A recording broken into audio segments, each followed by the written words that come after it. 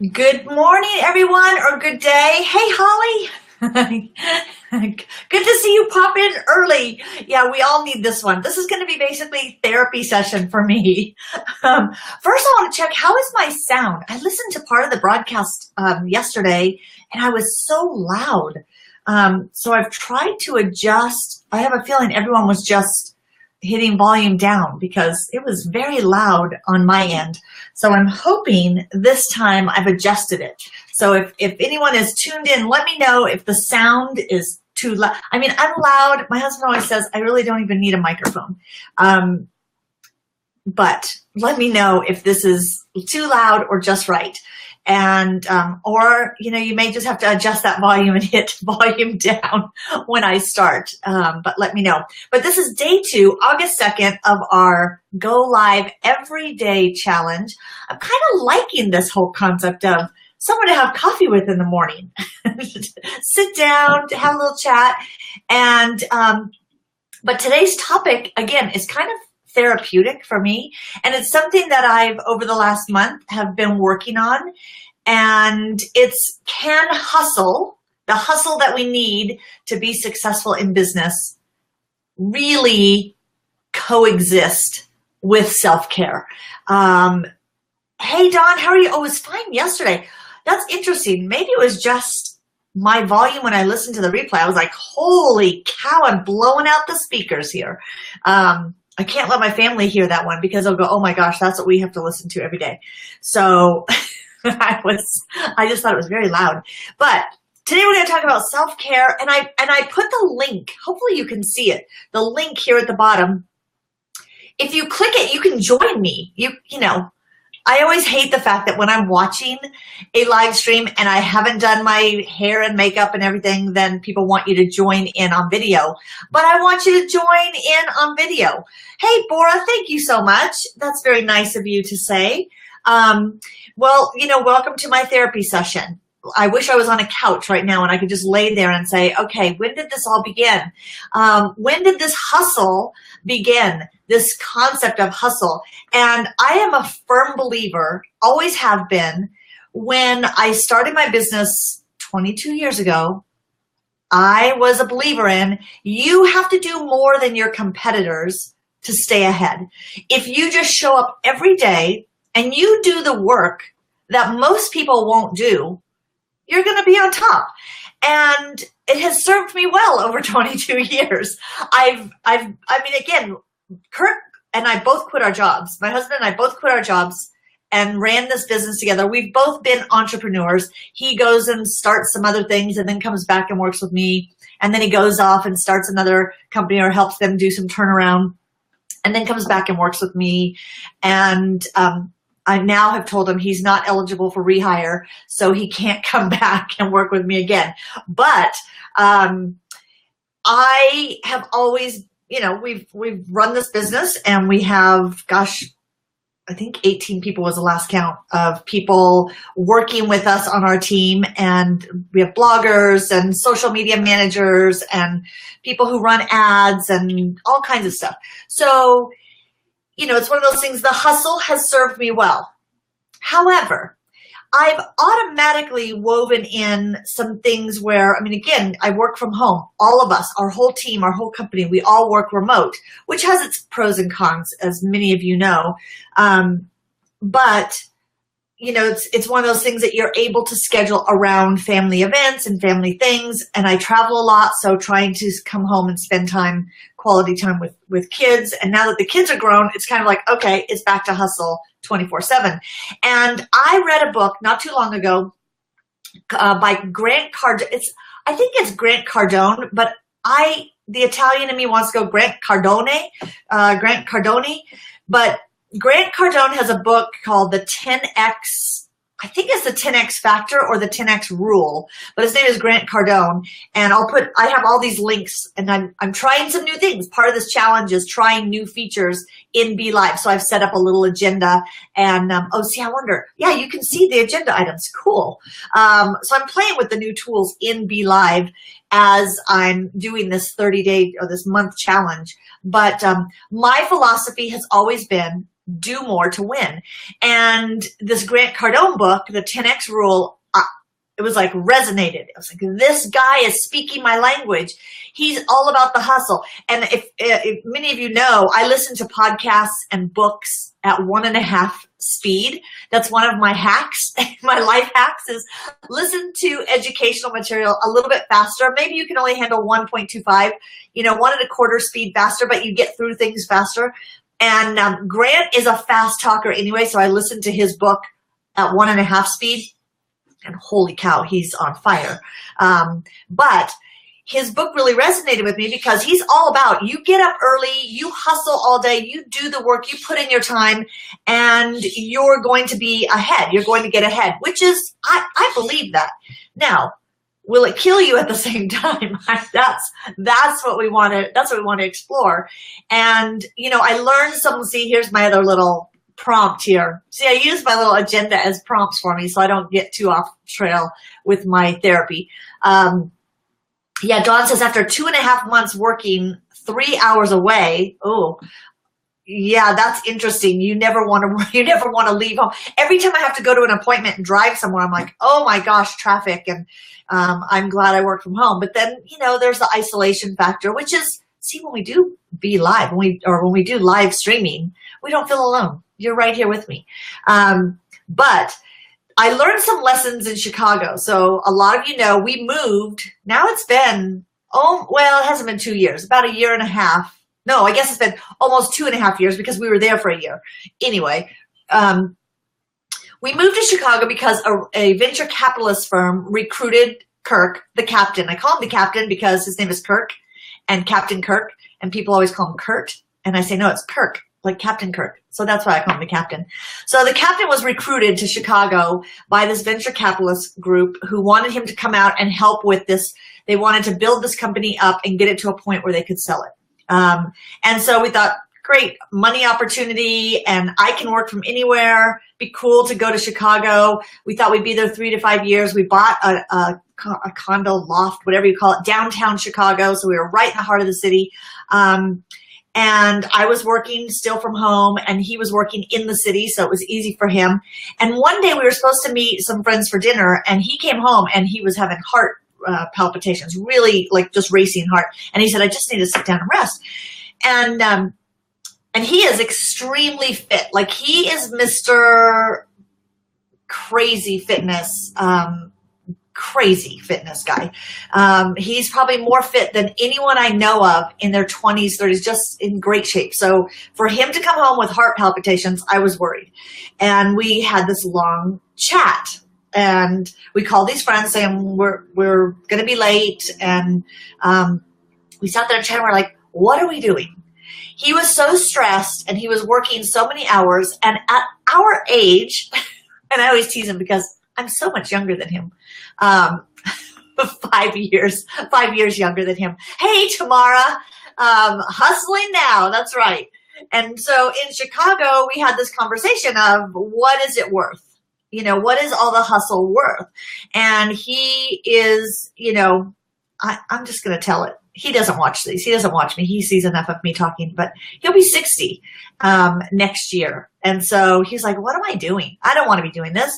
And so we both had this conversation. Now, we had just bought a place in Chicago 6 months earlier. We moved all of our stuff out there. We did all kinds of crazy stuff to do this. But fortunately, we kept our house in Colorado, and we decided, you know what? We need quality of life. So we sold our place in Chicago. We packed everything back up. Got the crazy dogs out of an apartment, which drove me insane, and moved back to Colorado. And it really was a lesson to me in, yes, you have to hustle if you want to make your business work. And when I say hustle, I mean activity every single day. Like, we talk big about, we're going to do this with our business, or like I said yesterday, we go to a lot of conferences and workshops and classes, and we learn all these things, but we don't really always implement them. You get up every day and you make your to-do list of things you've got to get done. The hustle is in the action that you take, not in the learning. The learning is great, and that's nourishment for us and gets that the entrepreneurial brain in gear, but hustle is in the action. And so when we get down to it, we have to act to really make our business take off. And, all the time, what do we have? We have our friends. I had this friend that was living here, and she always would call me going, hey, and she worked from home, and she would say, hey, come out on the boat with me today. I'm like, I can't work out on the boat. Like, if I go out on the boat, I'm going to relax. I can't work on a boat. So, when you work from home, you're always pulled to come and do all these fun things because people think you're really not working when you work from home. So, it's one of those things. Oh, and Tamara, I'm laughing now because I just saw your hustle. Oh, I thought it said hussing. I was like, you little hussy, you're hussing right now. You're hustling right now.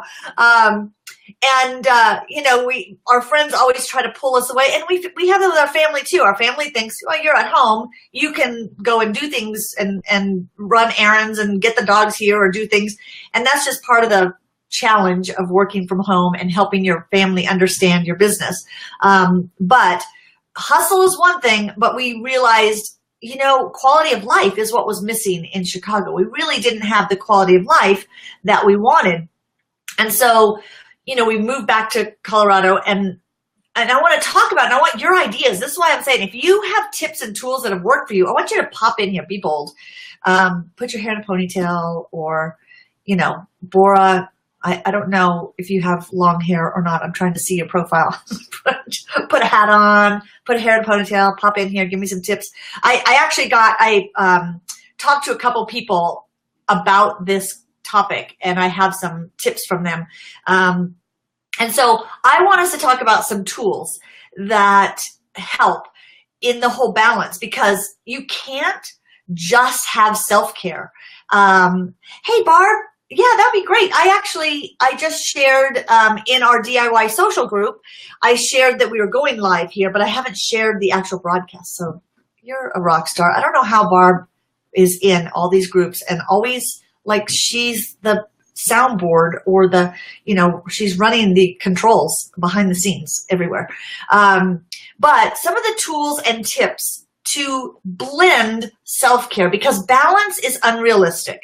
Balance is, we know that from trying to balance work and life, it's work and family, it's just not realistic. You're going to be perfectly imbalanced, and you're going to, sometimes be in that hustle mode, and then other times you need to take care of yourself and do some downtime.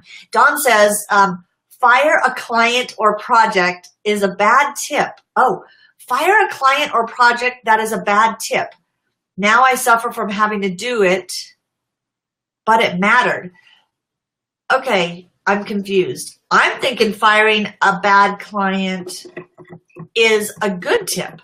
Firing a client or project that is a bad tip.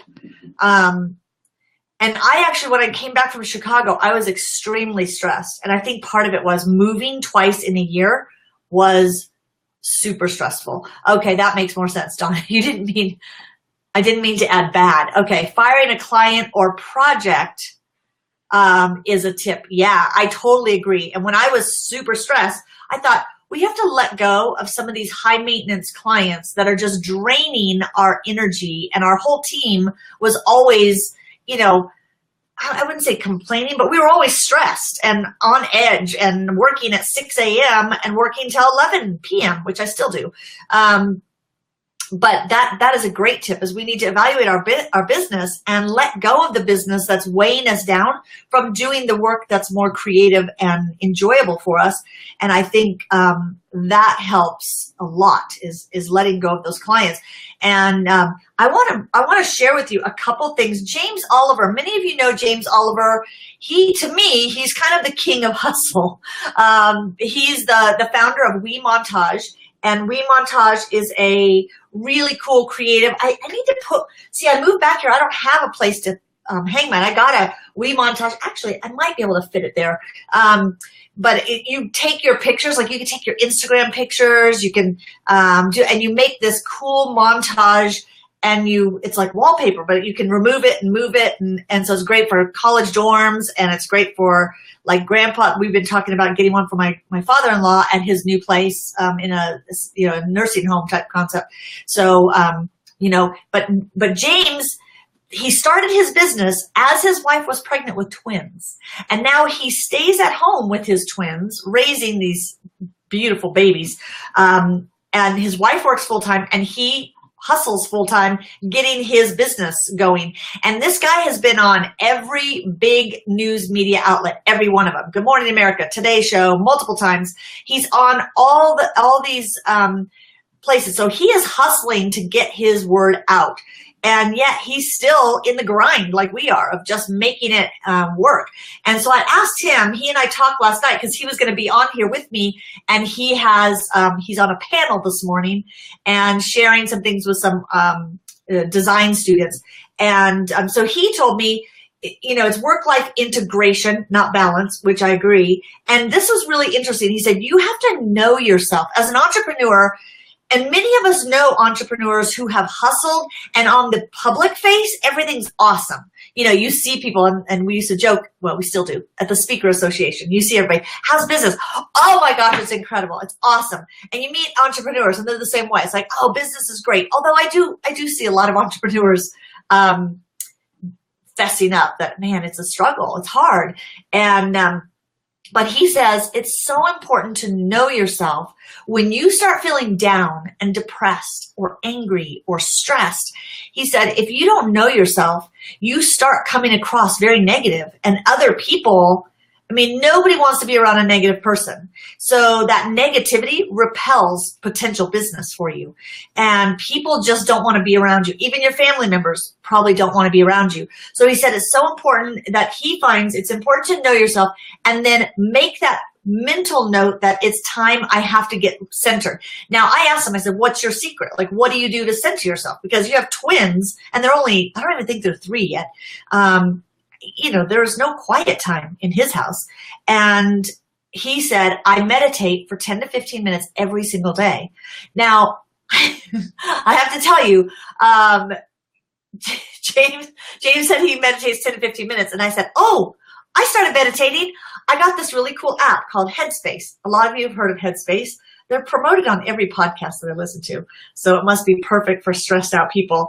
But Headspace is free for 10 days. And then they have, I think it's a $10 a month app. But Headspace is 5 minutes, and I love the guy's voice. I don't even know who he is. I need to find out because I could listen to him all day. But you're supposed to just sit quiet for 5 minutes. I have the hardest time sitting still. And you can ask my husband, whenever we go to any workshop, and he and I did like all the Tony Robbins stuff, gosh, in the early 90s or late 90s, we went to like every Tony Robbins thing. And sometimes they'll say like, everybody close your eyes. I cheat every time. I'm always peeking to see what other people are doing. Or they say, let's just calm our minds. I can't. I'm looking around. I can't sit still and just close my eyes and be quiet. And so in the mornings, my meditation, I guess I would call it my quiet time, I have a garden and I love hand watering in my garden. Now we have sprinklers, but I go out and I hand water all the plants and stuff that don't reach the sprinklers enough. And it takes me about 30 minutes to water the things that need to be watered. Now in the winter, see, this is why I need to move in the winter, because there is no garden in the winter here in Denver. So in the summer and spring and even fall, I can be outside, and at 6 in the morning, it's so incredibly quiet and peaceful here that it's my quiet time. But I decided I'm going to try this 10-day challenge of Headspace. So I signed up, I got the app, and I'm on, as a matter of fact, today I completed day 9. So tomorrow is my last day of Headspace. And then it closes. My Headspace closes. It fills up. But tomorrow is day 10. It has taken me 20 plus days to get through 10 days. Because I wake up at 6 in the morning, or actually I wake up at 5:30, feed the dogs. And then usually by 6, I go out and water the garden, and then I'm working. I have stuff that's happening. So the hustle begins. And this Headspace has been awesome when I do it, because I'll go, after I water everything outside, I sit in a chair and they make you just close your eyes. And I try to keep my eyes closed and just breathe. And so I'm curious if anyone uses an app. See, for me, apps and tools help me do things. And so that has been a great self-care tool for me to use. And okay, Tamara says, we schedule family time at We schedule Family 15 every morning and every evening. Oh, I love that. 15 minutes of cleaning up the house. Oh, I don't love that. Then it gets done. But I don't even think about touching it while I'm working. Oh, great point. Because, yeah, when you're working at home, you get distracted. Oh, I should go put the laundry in, or I should unload the dishwasher. And, yeah, I don't do any of that stuff during the day. I get working, although here's another app. I actually put together a tool sheet called 10 apps, 7 books, and 8 life hacks. Whoa, where did everybody go? My whole screen just went. Oh, there we go. That was weird. I put together my top 10 apps, 7 books, and 8 life hacks for blending both self-care and hustle. And one of the things I don't do during the day is I always consider pay time and non-pay time. Pay time is when your clients are awake, which for us is all hours. So, 6 a.m. till probably, at least 7 p.m. It's pay time. That means I don't do playtime during pay time. Oh, that is so tweetable. You guys should tweet that out right now. Don't do playtime during pay time. Oh, I need to make a shirt of that one. Because pay time is when you need to be hustling. You need to get your work done. And all the things you've learned, all the things you've talked about, that's when you make it happen. And then playtime is whenever your workday ends. Then you need to shut it down. And what I've done is I've made a commitment that, we need to go either work out or we go take the dogs for a walk. And then every weekend, Kirk and I will go do something like this past weekend. We ran the stairs at Red Rocks, which Tamara is the fitness queen. Holy smokes, that woman is like fit machine and CrossFit champion of the world. And her and I run into each other at all these mud races. And not Tough Mudder. We ran into each other at, my brain is, Headspace. I have no more Headspace. It ran out. But getting out and doing something physical is awesome. It helps you mentally recharge. And for me, getting outside, so going to a gym is hard. The Spartan race. No, it wasn't the Spartan race. It wasn't Spartan. It was the Tough Mudder. Tough Mudder. I was thinking Rugged Maniac was the one we didn't run into. I've done the Rugged Maniac, and then the Tough Mudder was the one that you've done, and the Spartan and everything else. But getting out and exercising is awesome. And I think getting outside, out in nature, and kind of just having that time, for me, just walking the dogs, I do like there's a 4-mile loop. And if we can do that, if the dogs don't stop, then it's a good mind clearing thing. And I don't listen to podcasts, which one of my life hacks is I listen to podcasts when I take a shower. And thanks to Holly, none of my ideas go down the drain now, because Holly sent me, I said, I listen to podcasts in the shower. And so I'm always getting, oh, that's a great idea. And she got me this little notepad that sticks on my shower. And I now have a speaker in my shower, a Bluetooth water speaker in my shower. And I have a notepad and a little pencil, and I can take notes. My showers are a little bit longer, but now I'm listening at 1.5 speed. It is a life hack. I'm telling you that works for me. So another thing, let me go back to some things that James shared, because he had some really good advice. He said he meditates 15 to 20 minutes, which, whoo, man, rockstar. And he said he read a book years ago by Wayne Dyer called Getting in the Gap, which I'll have to see if it's on Audible. If I can listen to it at 1.5 speed, I could probably get through it. But Getting in the Gap by Wayne Dyer, he said, really helped him get focused on making that time to get centered for your day. And then James wrote a book called The More You Hustle. And again, it's his story of his business and his twins, and you can learn more about it at themoreyouhustle.com. I wonder if it's can I show this? How can I show this? You guys aren't seeing my little notes, is what I'm realizing. I don't think it's on. Do you see James Oliver's book? James's book? I don't think so. Anyway, it's themoreyouhustle.com is his book. And Tom Wellborn, I got to give a shout out to Tom. Even though, Tom, you didn't join me on screen, I did chat with Tom via Twitter. And Dawn, are you saying, yep, you are seeing my notes on my screen, or no? I don't think you are. So maybe this is a cool feature on Be Live. Oh, you are seeing the red lower third. Okay, cool. Yeah, it lets you put out a whole agenda, and then you can just click on each one in it. I'm seeing it on mine, but then I looked over on the other side and I don't see it. But there's some really cool features in Be Live that I'm playing with now that I'm doing this every single day.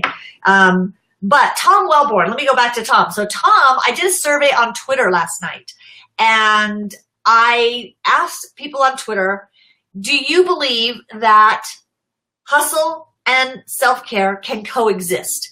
And I was surprised that almost 10% of people said no. So I don't know who they are or what they're doing, which for a long time, I didn't know that it was possible. I just felt like, you know what, you'll sleep when you're dead. And that was kind of my mantra. And just hustle, work hard.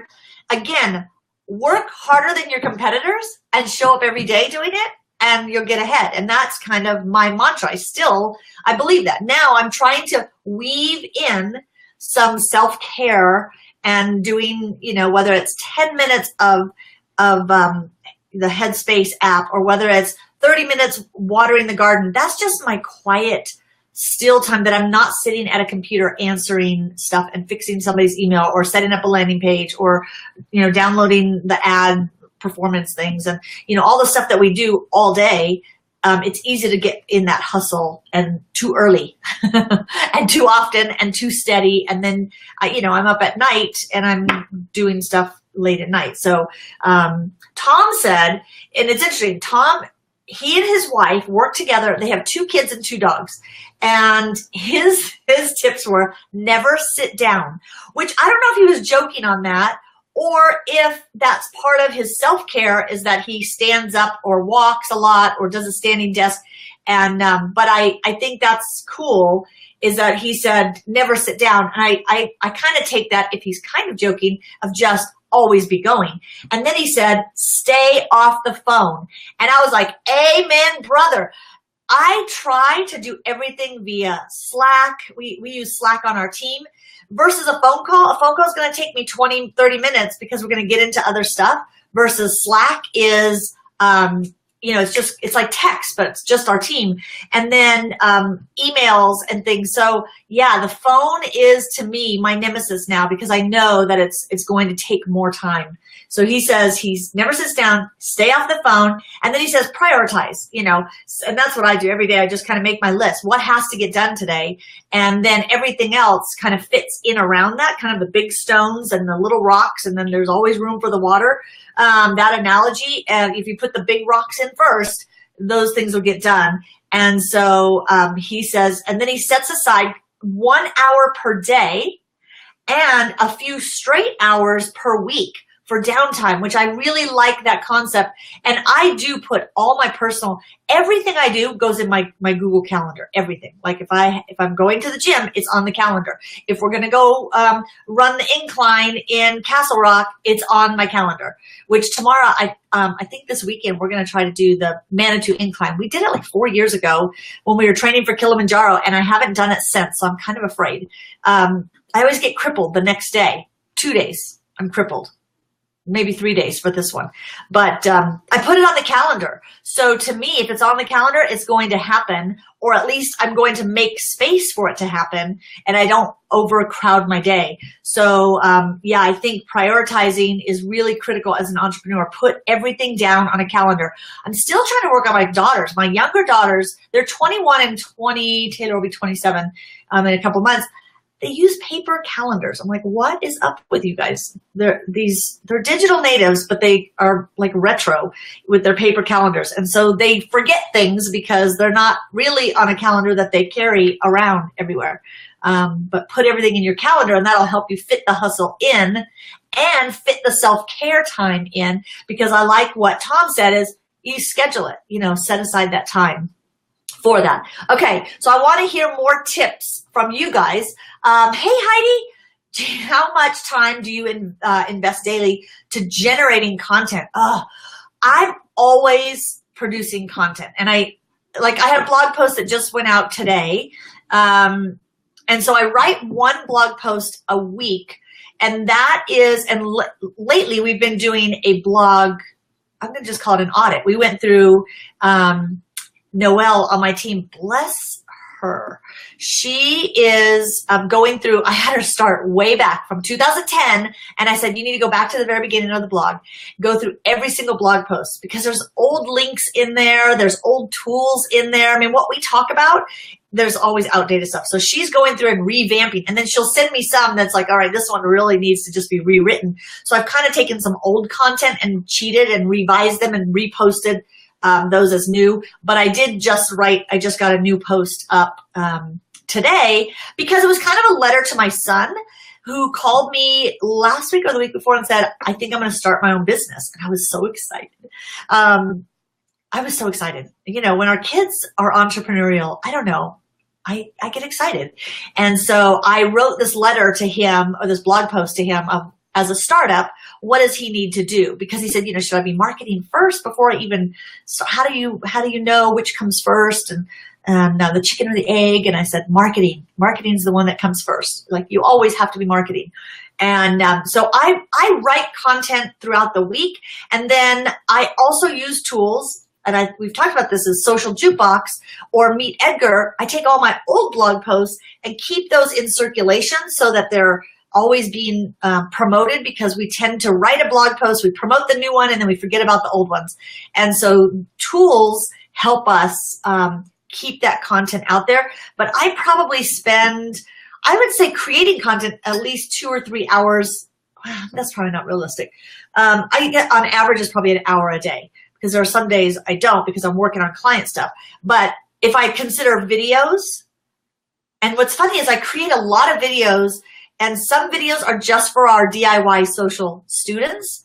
Some videos are just for my team. Like, I'll create tutorials because someone on our team asked a question, and I'm like, oh, let me just create a quick video on that. And then I have it where just our team can see it. And then I have videos for everyone. But now this Facebook, to me, this is a cool content creation opportunity. It's like, okay, challenge yourself to do a week of videos.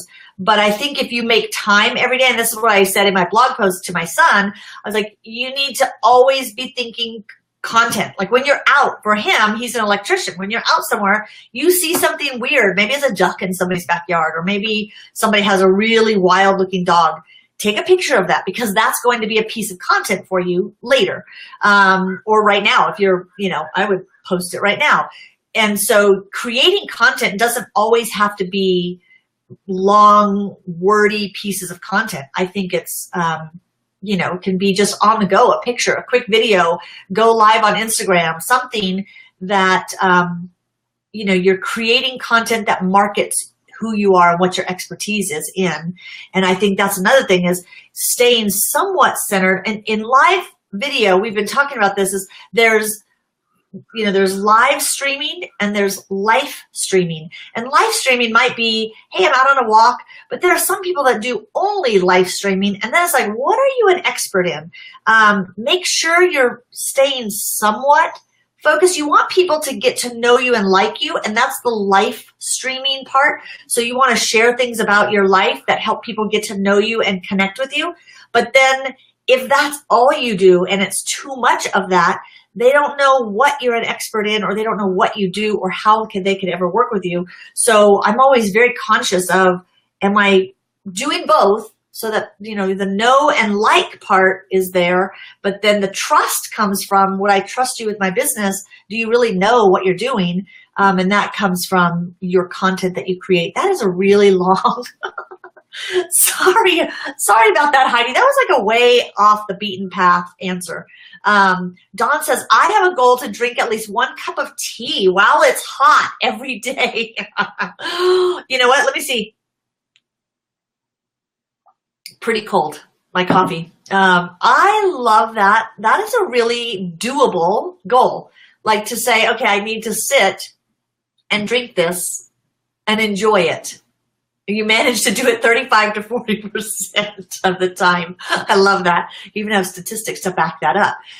That's a really doable goal to say in the middle of my day, or maybe a certain time of day, I'm going to take a tea break, and I'm just going to use that as my still time. And in that stillness, yeah, I think that's a great goal. We started working with this awesome woman, Darcy Luoma, and she talks about stillness in her life coaching. And I'm reading it going, oh, I have such a hard time with that. I just can't be still. And so maybe the tea break would help. I use an app called Paziz, and I've used it forever. As a matter of fact, before it was an app, it was a little MP3 machine you would buy, and it was preloaded with all these power nap, self-guided. It puts you into a nap. And because I wake up so early and I will work till, sometimes 1 in the morning, I'm still doing stuff. Not every single night, but a lot. I'll probably get about 5 or 6 hours of sleep. So during the day, I'll just hit the wall like at 1 or 2 o'clock. So I use this app called Paziz, and it's P-Z-I-Z-Z. P-Z-I-Z-Z. Yeah. It looks like it's pizza, but it's not. It's P-Z-I-Z-Z.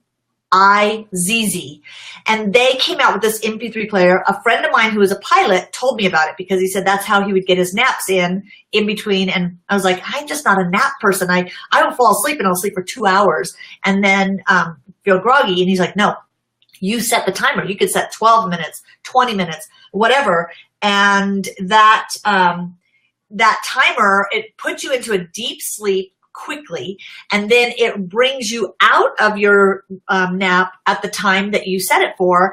And so it really, and I was like, I'm going to try it. I have been hooked on Paziz since then, and it maybe 15 years ago. And now it's an app, so you can get it in the iTunes or Android. I've had it on Android and iOS. I love it. Oh, Rescue Time. I don't know about Rescue Time. Have you considered using Rescue Time?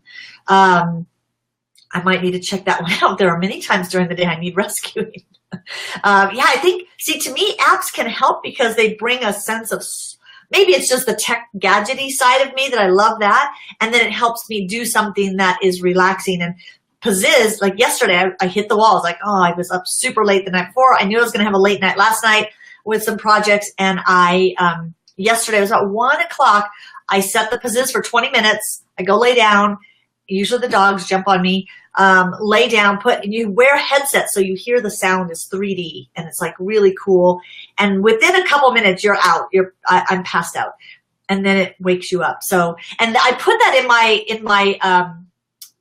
tools, my 10 apps. That's one of my 10 apps is Paziz, and bringing that balance to our lives wherever we can.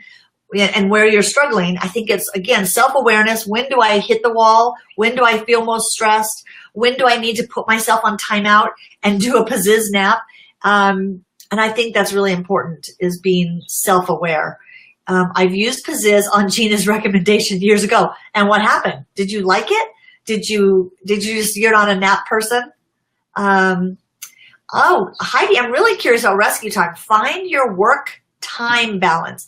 See, that's my challenge. I'm a morning person. I can't sleep in. Like at 5:30, even when we're on vacation, I'm awake because I've had kids all my life, and then I've now had dogs since there are no kids in the house. I have dogs.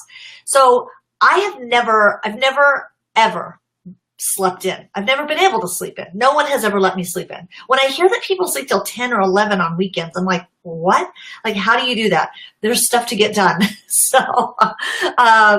I think that's amazing when people can sleep in, but I don't. So I wake up super early every day. And then I'm also a night owl. So I get that second wind.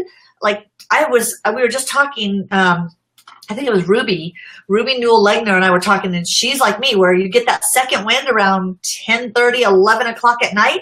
And like my most productive writing and creative writing is like midnight to 1 or 2 a.m. I can pound out a long blog post if I'm still up. A lot of times I'm just like, all right, close it down. Last night, 11:30, going. No, actually, it was 11:11 when I went to bed. So I was like, oh, magic hour. So Dawn still uses it, especially on the road. Yeah, when you're on the road, it's great because now Paziz is more than a power nap. You can also set it for sleep so that it doesn't wake you up at that point in time. It just puts you to sleep. And I guess you have to be careful how you say it. It doesn't put you to sleep. It guides you into slumber. Pomodoro works for several people. I don't know what Pomodoro. What's Pomodoro? Is that an app or is that like an herb? Is it like catnip? Yeah, I think all of us, we have just different ways that we have to incorporate these little things. I always say in our little slivers of time. See, I hustle in the slivers of time. When I'm waiting at the grocery store, I don't mind picking the long line because while I'm in a long line, I return emails. I'm on Twitter replying to people. So to me, lines that frustrate people, I go, this is probably our only quiet time or time to get caught up on little things. So, I used to tell people sniff a crayon because there was a study done saying the smell of Crayola, it has to be Crayola. The smell of Crayola crayons is one of the top 10 most recognizable scents to Americans because, the smell of it reminds us of childhood. Unless you're like me and you had kids all your life, then the smell of crayons stresses me out because it reminds me of melted crayons in my car. But sniffing a crayon, they say, actually helps people relax. I think it's the fact that we're sniffing, so we're inhaling and exhaling. But, finding those things that we can do to help ourselves relax in the middle of a stressful time, in the middle of the hustle, what can we do to recognize that we're stressed or depressed? And I say depressed because I know a lot of people that, again, on the surface, everything's awesome, but they're struggling. And so the depression starts eating away at them. And I've known people in my industry who have committed suicide. I have people in my life, friends, and who very close to me who committed suicide because they were struggling with depression. And I just feel like we have to know our bodies and recognize. And when I moved from Chicago, I was super stressed. And I said, if I would have gone through one more winter in Chicago, I would have been probably clinically depressed. I recognized I was just in a funk and I felt blah every day. I started upping my B vitamins, which I don't take multivitamins, but so I bought these Zynergy drinks and I think they're by Xience. It starts with an X, but Zynergy it's not just an energy drink, so don't get on my case about you shouldn't drink those, but they're packed with B vitamins. And so whenever I start kind of feeling funk, come on, I make sure I buy a bunch of those and I'll drink one every single day. And there's 0 calories, there's no sugar. It's Zynergy. If anybody knows who the company is, put it in the chat, but I think it's Xience or something. And I'll drink one of those. I'll get outside more, spend some time sitting outside for sun. And just know when you're starting to feel that funk. And then also finding time to connect with other people that are in our space. And I think having some people that, you could just call or go, hey, you want to brainstorm or, you want to meet for coffee, and saying yes to more of those opportunities to get with people and people who understand your work or understand what it's like to work from home and be isolated. Because we have a team, we're always chatting with one another, and then most of us live in Colorado, so I feel like I have that luxury. We could get together, but it's hard. It's hard. The hustle is real. The hustle, the grind. But this has been therapy for me because I've been working on all of this, and I want to make sure I say thank you for all of you because your connections feed me and make me happy. And so. And I'll put these in the description after the video is done. But if you go to socialconnects.com/startup, that's my latest blog where I wrote about if you're starting a business. So if you're starting a business or you are wanting to kind of revive your business, this was the letter I wrote to my son about starting his business and what he needs to do, what I wish I knew back then when I started mine. I wish I would have done differently. So it's just socialconnects.com/startup.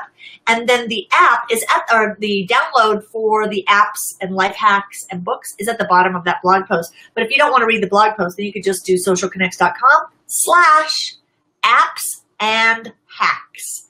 apps and hacks. That could be a little song. But have an awesome day. Weave in some time for self-care today and keep hustling because you can't stop hustling. So thank you guys. And I'll see you tomorrow. Same bat time, same bat channel, 9 o'clock every morning Mountain Time. I'm going live in the month of August. I don't know what I'm going to talk about. I'll have to figure that out. Okay. Have a great day.